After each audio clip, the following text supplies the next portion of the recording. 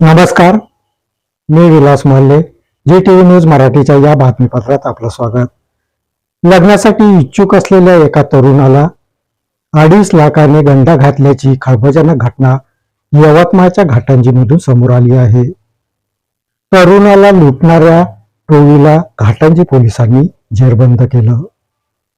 विवाह करण्यासाठी इच्छुक असलेल्या एका तरुणाला मुलगी पाहण्याचा कार्यक्रम चांगलाच आर्थिक गंडांतर आणणारा ठरला आहे.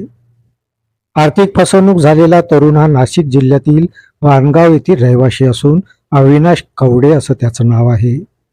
अविनाशला घाटंजी तालुक्यातील एका गावातून मध्यस्थामार्फत लग्नाचा प्रस्ताव आला होता.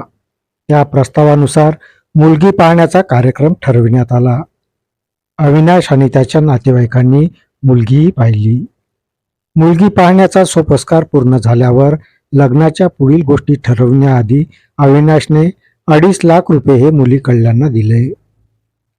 रक्कम मिळाल्यावर मुलगी, तिची आई आणि भाऊ यांनी पोहे घेऊन येतो असं सांगून स्कूटीवरून पोबारा केला. त्याचवेळी मध्यस्थांनीही काढता पाय घेतला. बराच वेळ होऊनही कोणी न आल्याने आपली फसगत झाल्याचं अविनाशच्या लक्षात आलं. त्यामुळे त्याने थेट घाटंजी पोलीस स्टेशन गाठत तक्रार दाखल केली.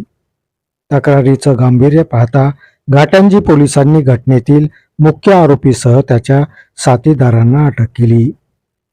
विवाहाचं आमिष दाखवून या टोळीने राज्यातील विविध जिल्ह्यात अनेकांना गंडा घातल्याचा संशय बळावला असून पोलीस हे त्या दृष्टीने तपास करीत आहे.